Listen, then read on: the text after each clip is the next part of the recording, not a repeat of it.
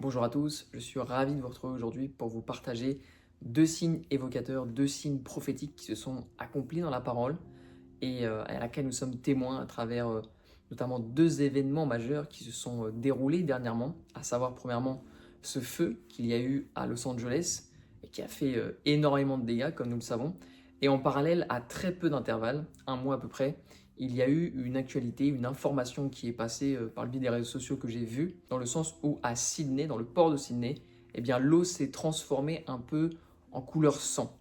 Le sang a même ruisselé dans des ruelles de la ville, etc., plus en hauteur.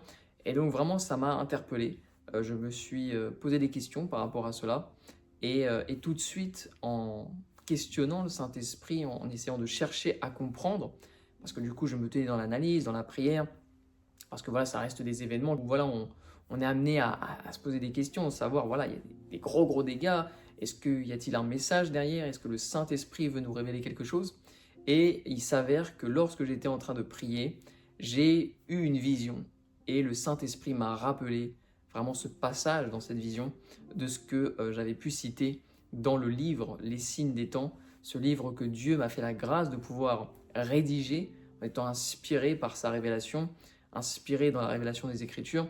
Et j'ai été conduit dans ce passage, notamment d'Ézéchiel 28, et je vais détailler bien évidemment cela dans cette vidéo, mais il y a effectivement quelque chose à comprendre, à considérer, qui est aussi un point d'interpellation et aussi de vigilance, mais aussi une révélation qui vient nous amener à prendre conscience dans la suite des Écritures et de ce qui se passe actuellement et dernièrement, que le Seigneur continue d'opérer un plan d'intervention, que je cite notamment dans ce livre, et que nous allons aborder tout de suite. En effet, concernant ce plan d'intervention, j'écris dans le livre, je dénote le fait que il y a 3 cycles temporels bibliques majeurs sur lesquels le Seigneur s'accorde et qui sont en tout cas référencés par rapport à ce livre que le Saint-Esprit m'a fait la grâce d'écrire, où nous retrouvons ces 3 cycles temporels bibliques en lien avec Israël et qui ont un impact et un poids vis-à-vis des choses qui sont en train de se dérouler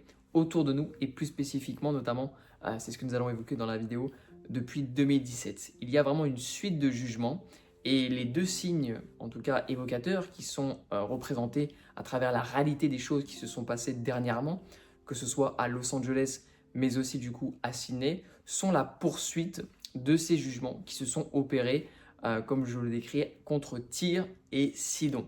Il faut comprendre que dans la parole de Dieu, comme dira l'Ecclésiaste, il n'y a rien de nouveau sous le soleil. Il est question de cycles qui se répètent. Et donc Israël, aujourd'hui, ne se limite pas seulement à la dimension d'un territoire physique. Israël, aujourd'hui, en Jésus-Christ, c'est un héritage spirituel à laquelle nous appartenons. Pourquoi? Parce que Christ est venu comme étant la ramification.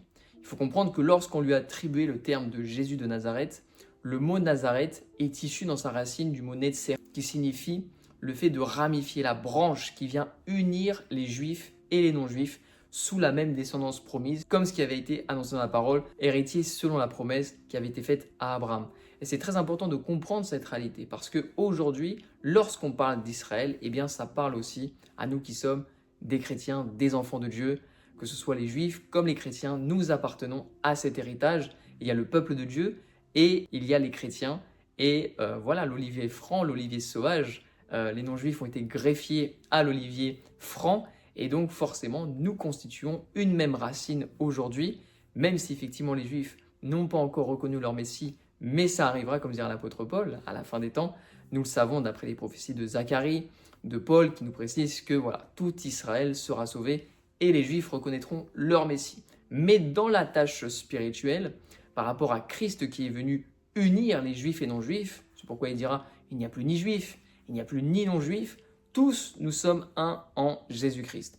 Et si nous sommes un en Jésus-Christ, nous devons comprendre que vis-à-vis d'Israël, nous sommes régis, et Dieu se régit par rapport à des cycles temporels bibliques. Et parmi ces 3 cycles temporels que j'évoque notamment dans cet ouvrage, il y a premièrement un premier cycle sur lequel Dieu se référence, et c'est vraiment sur ces 3 cycles majeurs que Dieu déploie ses plans. Et ce premier cycle, c'est le cycle de la Shemitah.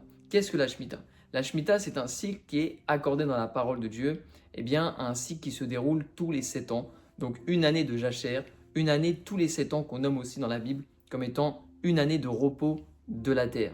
C'est une année voilà, sabbatique et qui se déroule tous les 7 ans. C'est le premier cycle. Le deuxième cycle, c'est le cycle qu'on appelle le jubilé, qui est plus connu dans son attribution et qui se déroule tous les 50 ans. Donc une année tous les 50 ans, comme cela nous est décrit dans la loi de Moïse. Et donc c'est une fête qui est marquée comme étant une année de libération, une année de grâce, une année où les personnes retournaient dans leur propriété ancestrale. Et enfin, nous avons un troisième cycle qu'on surnomme le cycle Shivim, qui est du coup en fait un cycle en lien avec une période de 70 ans.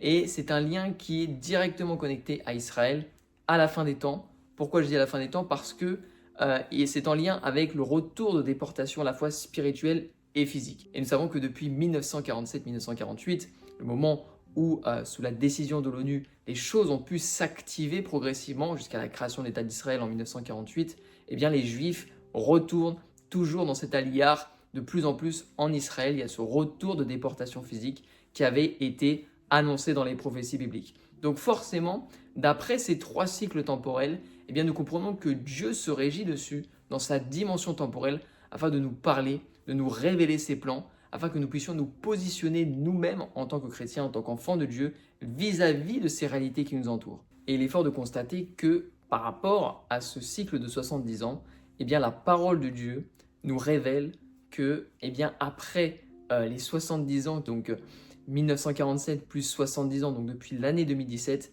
eh bien en réalité, à partir de cette année-là, Dieu a déclenché, prophétiquement parlant, un plan d'intervention contre Satan, contre ses plans, par rapport à cette liaison qui s'entretient avec Israël, qui représente aujourd'hui, du coup, comme nous l'avons cité, les chrétiens, les enfants de Dieu, les juifs. Mais il y a vraiment quelque chose qui s'est activé.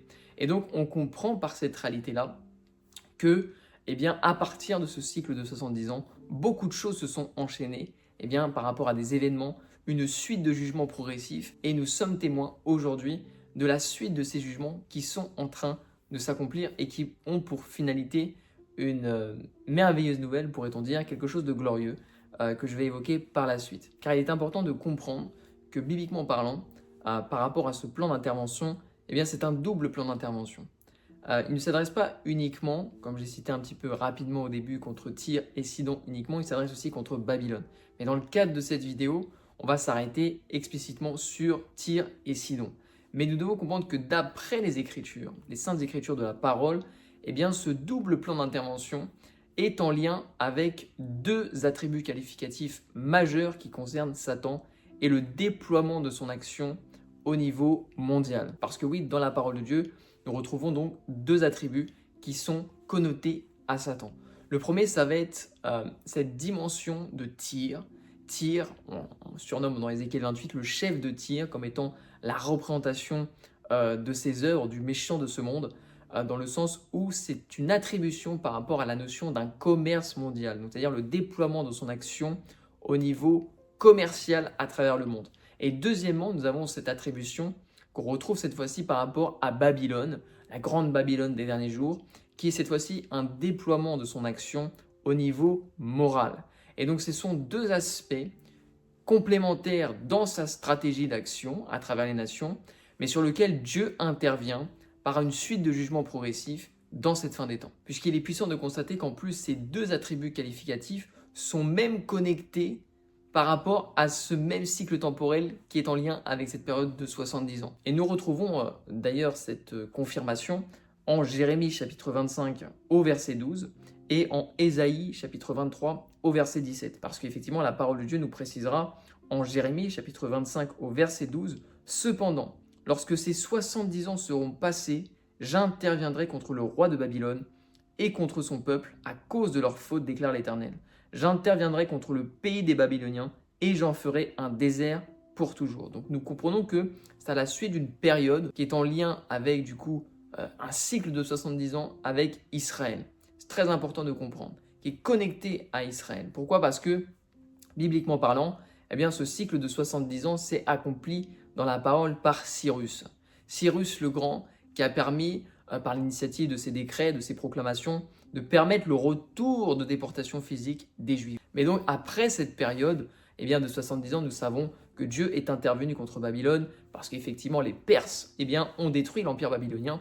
Et donc il y a une forte connexion qui nous est présentée aujourd'hui, prophétiquement parlant, et à laquelle nous pouvons nous positionner par rapport à nos temps actuels, en lien du coup avec le retour des Juifs en terre promise, en terre d'Israël. Et nous avons du coup le deuxième passage complémentaire qu'on retrouve cette fois-ci en Ésaïe chapitre 23 au verset 17, puisque la parole de Dieu nous dira « Au bout de 70 ans, l'Éternel interviendra pour Tyr cette fois-ci, et elle retournera à son salaire impur.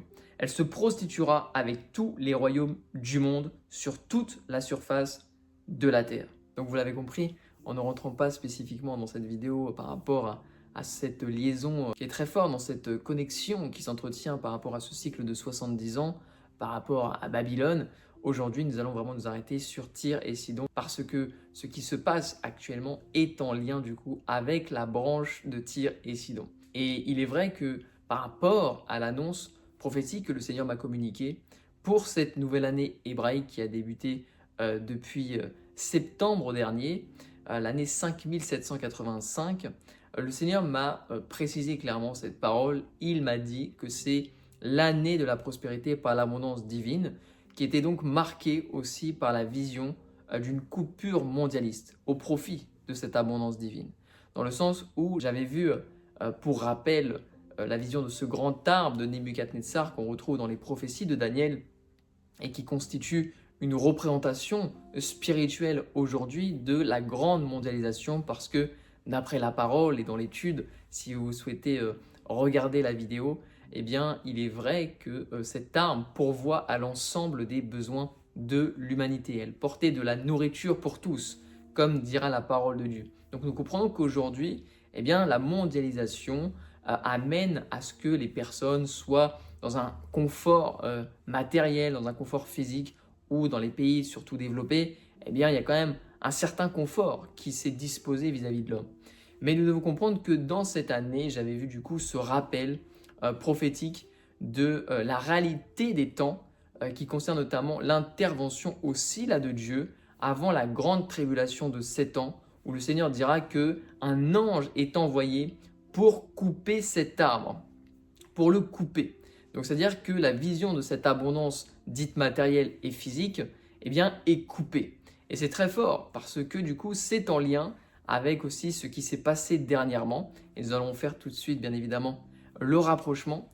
Mais force est de constater que en cette année 5785, elle est marquée vraiment cette année par un ébranlement des choses physiques, une coupure de cette attache que pouvait avoir l'homme à une réalité d'apparence, une réalité finalement illusoire de vouloir posséder des choses qui, dans la finalité, ne sont pas une réelle prospérité à l'image de ce que Dieu prévaut, parce que le Seigneur nous appelle à amasser des trésors dans les cieux avant de les amasser sur la terre.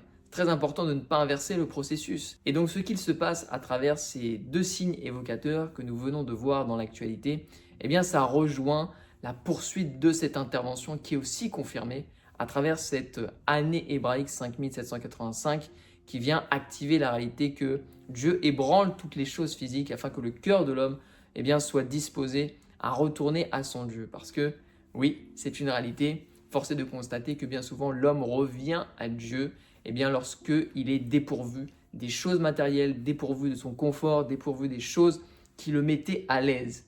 Et c'est ce qui est en train de se passer. Et donc ces deux signes prophétiques que je vais évoquer tout de suite à travers le passage d'Ézéchiel font référence par rapport à Tyr à cette complémentarité d'informations spirituelles qui concerne la réalité des temps qui nous encadrent. Car pour revenir du coup à ce déploiement d'intervention que Dieu a déclenché, donc comme je l'ai précisé, à la suite de l'année 2017, c'est vraiment à ce moment-là, notamment par rapport à la proclamation de Trump. Pourquoi Trump? Parce que c'est une trompette d'intervention. Le mot Trump signifie trompette et il est vraiment à l'image du Cyrus des temps modernes. J'explique cela et je le détaille si vous le souhaitez pour avoir plus d'informations dans l'ouvrage Les signes des temps que Dieu m'a fait la grâce d'écrire. Mais c'est vrai que prophétiquement parlant, eh bien, il coche énormément d'attraits prophétiques que Cyrus le Grand a accompli déjà à l'époque. Et aujourd'hui, par les dernières choses qui se sont passées, c'est en 2017, alors que effectivement, les Juifs étaient revenus sur la terre promise d'Israël, la capitale de Jérusalem n'était pas encore actée aux yeux des nations comme étant vraiment la propriété d'Israël. Et c'est en 2017 que Trump, par un édit, par une proclamation, a acté cette réalité dans la première année de son mandat, à l'image, pareil, prophétique de Cyrus le Grand, qui a fait cela durant la première année de son règne. Très important de voir cette connotation spirituelle. Et Cyrus, Dieu lui avait commandé de bâtir une maison en son honneur. Et la réalité, c'est qu'il a marqué aussi une empreinte prophétique, Trump, parce qu'il a décidé de bâtir l'ambassade des États-Unis et de la repositionner à Jérusalem, à ce point précis. Donc c'est à ce moment-là qu'en réalité, il y a eu quelque chose dans le monde spirituel qui s'est activé par rapport à ce plan d'intervention contre Tyr et Sidon. Tyr, comme nous l'avons décrit, qui pour rappel est l'explication, la connotation au déploiement commercial des actions stratégiques du diable à travers les nations, et Sidon étant représenté bibliquement selon Ésaïe 23 comme étant les commerçants, donc toutes les personnes qui pourvoient à l'alimentation de ce commerce tyrien. Très important de faire bien cette distinction entre Tyr et Sidon. Il y a Tyr, la représentation commerciale, et Sidon, ceux qui pourvoient à l'alimentation de ce commerce. Et par rapport à ce déploiement d'intervention de Dieu, eh bien, nous constatons selon Ézéchiel 28 qui en fait référence par rapport à ce chef de Tyr, qui est donc la représentation de Satan dans son approche commerciale, nous voyons qu'il devait se passer une peste mondiale, chose que je résume du coup explicitement dans le livre. Après 2017, il devait y avoir une peste qui devait se déployer. Ça fait partie des suites de jugements progressifs qui nous sont annoncés et nous l'avons vu 3 ans plus tard, après 2017, comme vous le savez, à travers cette pandémie mondiale. Mais il devait aussi y avoir le sang qui coule dans les rues, comme vraiment un signe du déploiement d'intervention de Dieu que nous venons de voir et que nous allons détailler juste ensuite par rapport à ce qui s'est passé dernièrement, fin 2024, à Sydney. Car après, il est vrai, vous me direz qu'il y a déjà eu, par exemple à Sydney, en Australie, ce type de phénomène qui s'est déjà déroulé, mais cela devait se passer dans un temps précis, à savoir après 2017 et dans un lieu précis. Ça s'est déroulé du coup là au port de Sydney. Et nous allons comprendre juste par la suite pourquoi.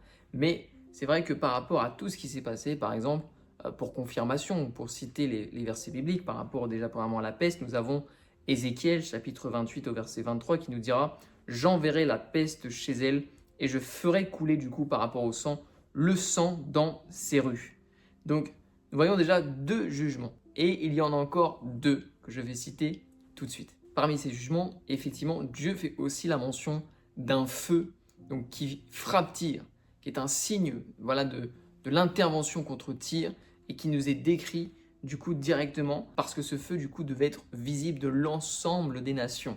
Point important à souligner. Cela nous est décrit en Ézéchiel chapitre 28 du verset 18 à 19. Par le grand nombre de tes fautes, par l'injustice de ton commerce, tu as profané tes sanctuaires. Je fais sortir du milieu de toi un feu qui te dévore. Je te réduis en cendres sur la terre devant tous ceux qui te regardent.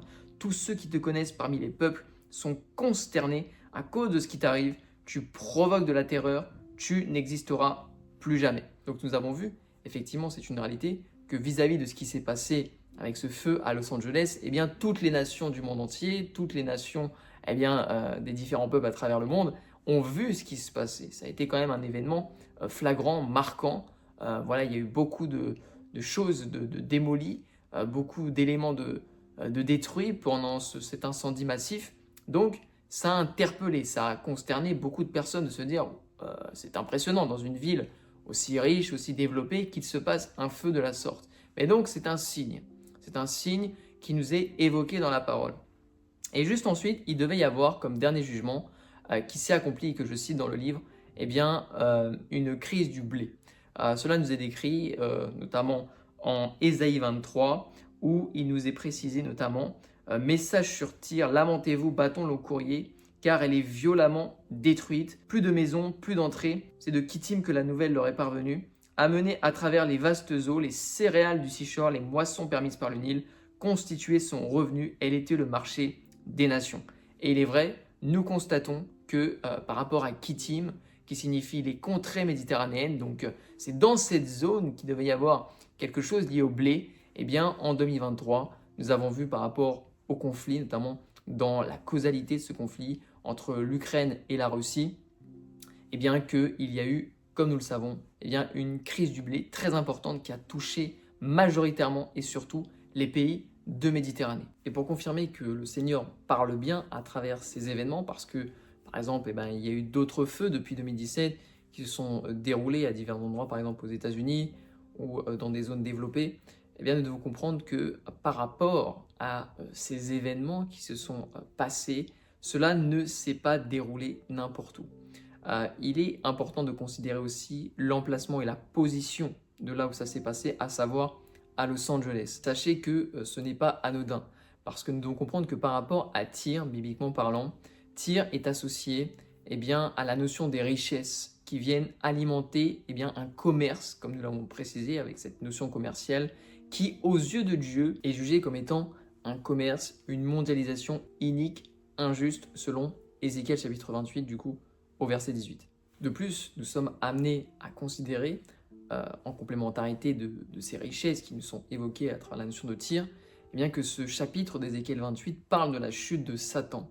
Satan qui, dans ce passage, est associé par sa représentation au fait que, il était un ange porteur de la lumière de Dieu et qu'il était responsable de tout ce qui était lié à la louange et à l'instrumentalisation. Et c'est là un détail très important par rapport à ce qui s'est passé à Los Angeles. Parce que la parole de Dieu nous précise, notamment en Ézéchiel chapitre 28 au verset 13, « Tu étais en Éden, le jardin de Dieu. Tu étais couvert de toutes sortes de pierres précieuses, de sardoine, de topaze, de diamants, de chrysolite, d'onyx, de jaspe, de saphir, d'escarboucle, d'émeraude ainsi que d'or. Tes tambourins et tes flûtes étaient à ton service, préparés pour le jour où tu as été créé. » Selon Ézéchiel 28 au verset 13. Et c'est sur ce détail que le Saint-Esprit, par rapport à ce verset, m'a permis de faire une liaison prophétique avec cet incendie qui s'est déclenché et surtout qui a embrasé les quartiers riches de Los Angeles à des zones bien précises. Parce que oui, c'est une réalité, nous avons vu, c'était pas loin aussi d'Hollywood, et bien que dans cette zone, il y a énormément de stars, d'artistes qui sont connectés à l'univers musical. Il est fort de constater que par rapport à ce feu qui est en référence directe avec Ézéchiel 28, ça s'adresse à une chute de l'ennemi qui était en lien du coup avec tout ce qui est la louange. Donc on parle des tambourins, des flûtes, de toute son action au niveau de la musique. Et là, la majeure partie des maisons qui ont été brûlées, il y a eu énormément de stars, beaucoup d'artistes, de choses qui ont été concernées par cet incendie. Et cela n'est pas anodin dans la compréhension des choses, c'est un signe qui s'est passé. Et en plus de cela, il y a eu des paroles qui ont été dites et sur le moment, ils ne se sont pas rendus compte, ça a été sur l'état de la moquerie peut-être, mais en fait, ça annonçait quelque chose qui s'est passé. Vous avez peut-être vu ça sur les réseaux sociaux. Je vais partager dans la vidéo le court extrait de ce qui a été dit, mais ils ont acté par la parole la réalité du jugement qui s'est déroulé directement le lendemain à Los Angeles. Je vous laisse du coup rapidement l'extrait. Welcome back. If you're just joining us now, the acceptance speeches have been on fire. Who got shouted out the most? Let's look at the numbers. All right, cast and crew are leading the way with 11 mentions. Moms are holding strong with 3 shout-outs. God, creator of the universe, 0 mentions. And Mario Lopez, host of Access Hollywood, 1. All right. No surprise in this godless town. Mais en réalité, ce qui a été dit par rapport à ce ton aussi qui porte un aspect de moquerie, c'est en lien avec Ésaïe 23 qui concerne du coup toujours ce déploiement d'intervention contre Tyr. Parce que la parole de Dieu nous dira: qui a pris cette décision contre Tyr? Elle qui distribuait les couronnes, elle dont les marchands étaient des princes. Donc toutes ces personnes qui par leur richesse alimentent ce commerce, dont les commerçants étaient les plus importants de toute la terre.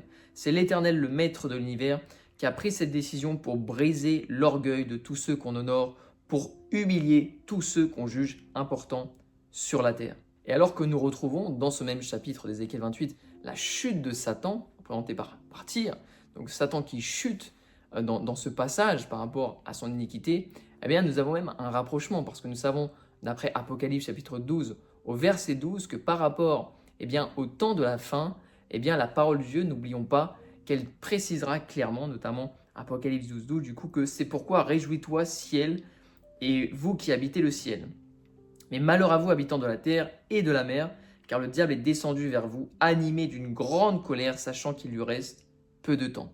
Et ce sont des réalités qui concernent, bien évidemment, la place du dévoilement progressif aussi de ses œuvres pour instaurer, à travers ses plans dans cette fin des temps, par rapport à l'antéchrist, etc., tout ce déploiement stratégique qui va être un temps de colère terrible où Satan va se déchaîner à travers les nations. Donc nous comprenons aussi que ce sont des points d'interpellation, de vigilance, qui nous amènent du coup à nous positionner face à la réalité des temps qui nous entourent. Puis nous avons aussi du coup un rapprochement, comme je l'ai précisé, par rapport au fait que ce jugement ne s'est pas déployé n'importe où, il s'est déployé à Los Angeles. Et le nom de cette ville a une symbolique précise.